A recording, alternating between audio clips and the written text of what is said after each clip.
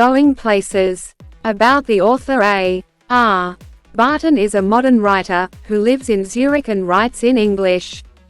In the story Going Places, Barton explores the theme of adolescent fantasizing and hero worship.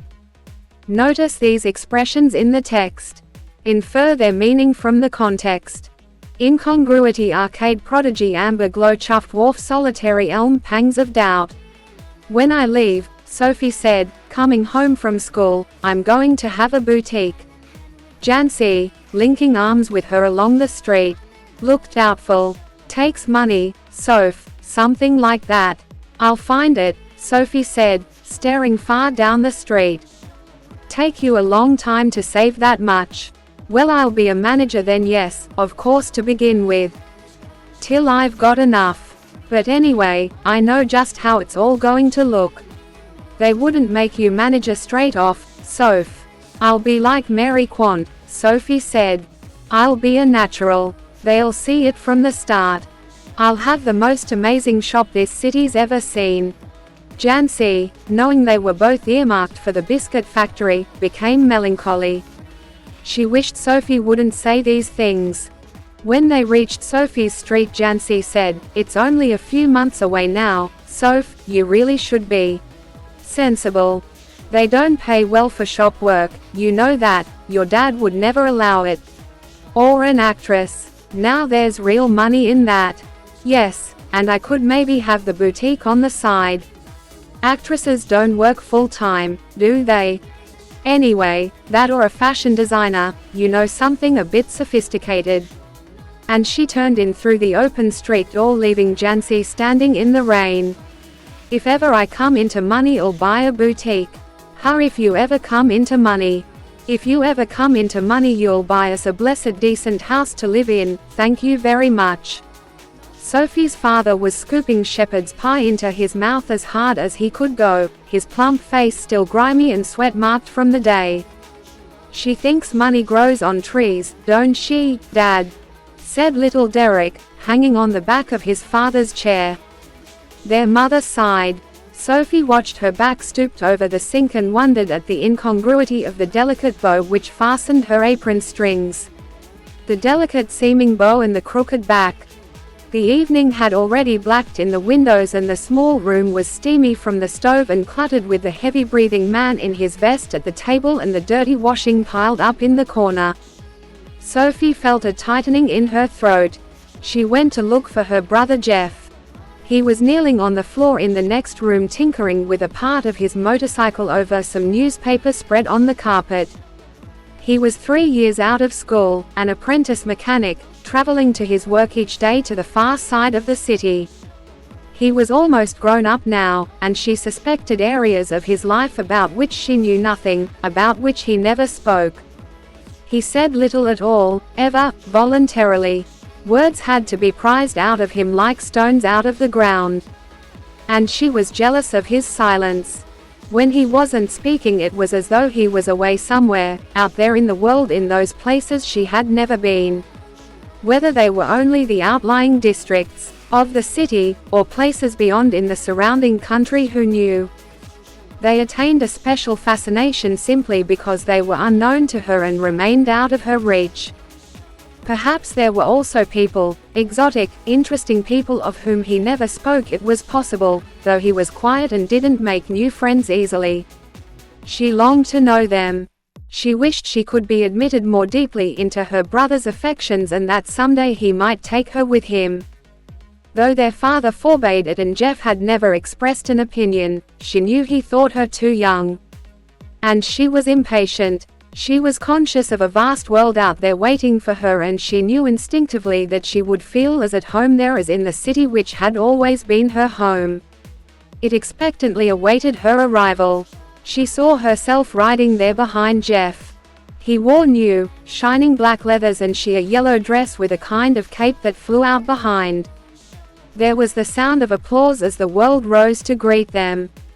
He sat frowning at the oily component he cradled in his hands, as though it were a small dumb animal and he was willing it to speak. I met Danny Casey, Sophie said. He looked around abruptly. Where? In the arcade, funnily enough. It's never true. I did too. You told Dad. She shook her head, chastened at his unawareness that he was always the first to share her secrets.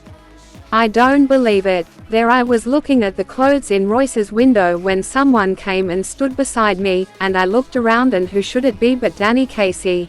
All right, what does he look like? Oh come on, you know what he looks like. Close to, I mean. Well, he has green eyes. Gentle eyes. And he's not so tall as you'd think. She wondered if she should say about his teeth, but decided against it. Their father had washed when he came in and his face and arms were shiny and pink and he smelled of soap. He switched on the television, tossed one of little Derek's shoes from his chair onto the sofa, and sat down with a grunt. Sophie met Danny Casey, Jeff said.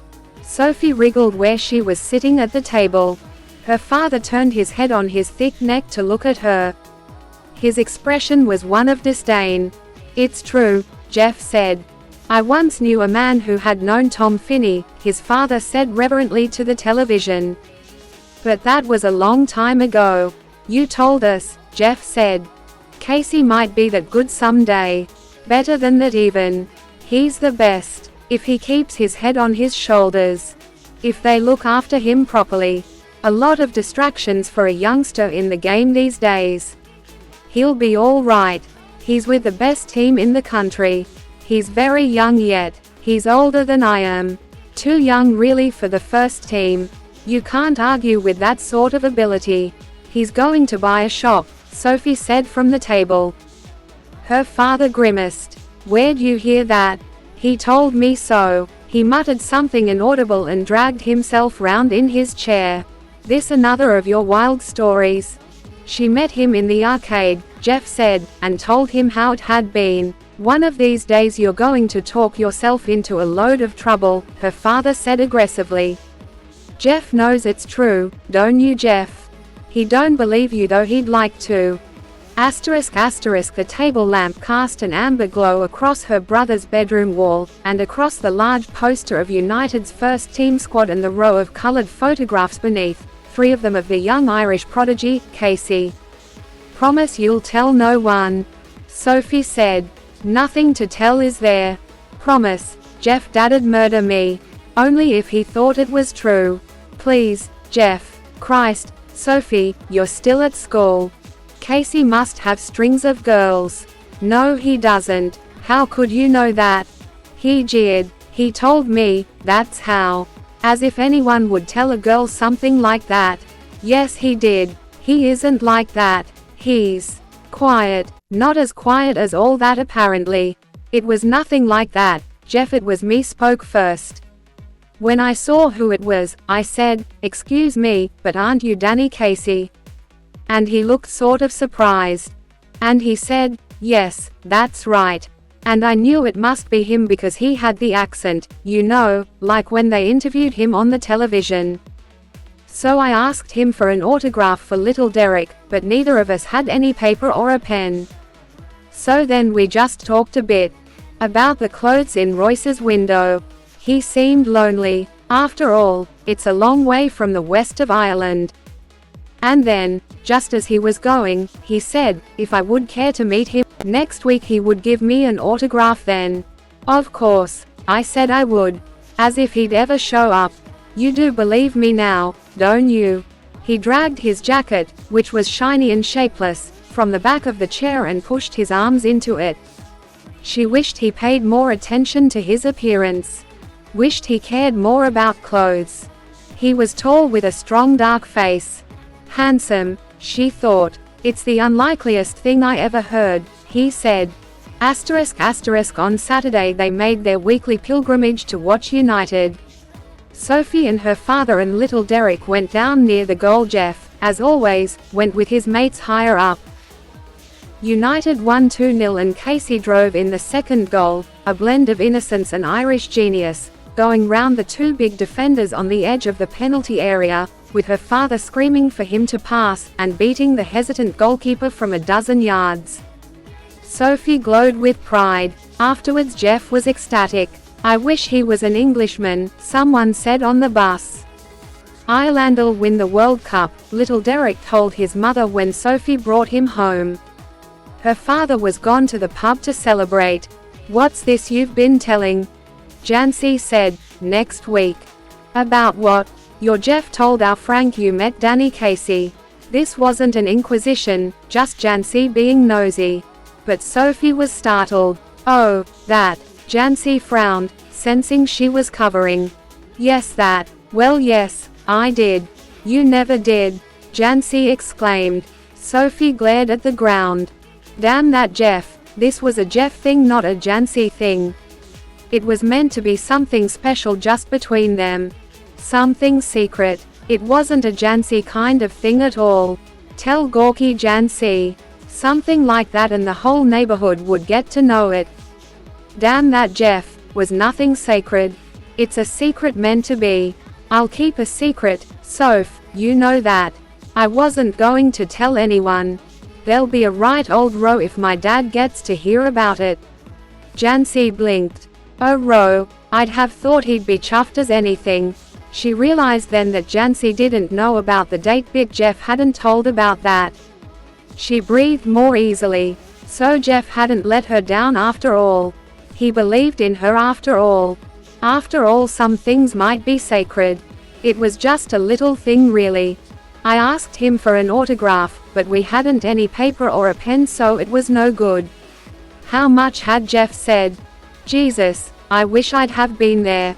Of course, my dad didn't want to believe it. You know what a misery he is. But the last thing I need is queues of people round our house asking him, what's all this about Danny Casey? He'd murder me. And you know how my mum gets when there's a row. Jancy said, hushed, you can trust me, Soph, you know that. After dark she walked by the canal, along a sheltered path lighted only by the glare of the lamps from the wharf across the water, and the unceasing drone of the city was muffled and distant. It was a place she had often played in when she was a child. There was a wooden bench beneath a solitary elm where lovers sometimes came. She sat down to wait. It was the perfect place, she had always thought so, for a meeting of this kind. For those who wished not to be observed. She knew he would approve. For some while, waiting, she imagined his coming. She watched along the canal, seeing him come out of the shadows, imagining her own consequent excitement. Not until some time had elapsed did she begin balancing against this the idea of his not coming. Here I sit, she said to herself, wishing Danny would come, wishing he would come and sensing the time passing. I feel the pangs of doubt stirring inside me. I watch for him but still there is no sign of him. I remember Jeff saying he would never come, and how none of them believed me when I told them. I wonder what will I do, what can I tell them now if he doesn't come? But we know how it was, Danny and me, that's the main thing. How can you help what people choose to believe? But all the same, it makes me despondent, this knowing I'll never be able to show them they're wrong to doubt me. She waited, measuring in this way the changes taking place in her. Resignation was no sudden thing. Now I have become sad, she thought. And it is a hard burden to carry, this sadness. Sitting here waiting and knowing he will not come, I can see the future and how I will have to live with this burden. They of course will doubt me, as they always doubted me, but I will have to hold up my head remembering how it was. Already I envisage the slow walk home, and Jeff's disappointed face when I tell him, he didn't come, that Danny. And then he'll fly out and slam the door. But we know how it was, I shall tell myself, Danny and me. It is a hard thing, this sadness. She climbed the crumbling steps to the street. Outside the pub she passed her father's bicycle propped against the wall, and was glad. He would not be there when she got home. Excuse me, but aren't you Danny Casey? Coming through the arcade she pictured him again outside Royce's. He turns, reddening slightly. Yes, that's right. I watch you every week, with my dad and my brothers. We think you're great. Oh, well now that's very nice. I wonder would you mind signing an autograph? His eyes are on the same level as your own. His nose is freckled and turns upwards slightly, and when he smiles he does so shyly, exposing teeth with gaps between. His eyes are green, and when he looks straight at you they seem to shimmer. They seem gentle, almost afraid. Like a gazelle's. And you look away. You let his eyes run over you a little. And then you come back to find them, slightly breathless. And he says, "I don't seem to have a pen at all." You realize you haven't either. "My brothers will be very sorry," you say.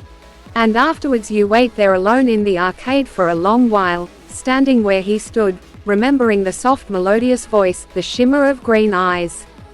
No taller than you, no bolder than you. The prodigy. The innocent genius. The great Danny Casey. And she saw it all again. Last Saturday saw him ghost past the lumbering defenders, heard the 50,000 catch their breath as he hovered momentarily over the ball, and then the explosion of sound as he struck it crisply into the goal, the sudden thunderous eruption of exultant approbation.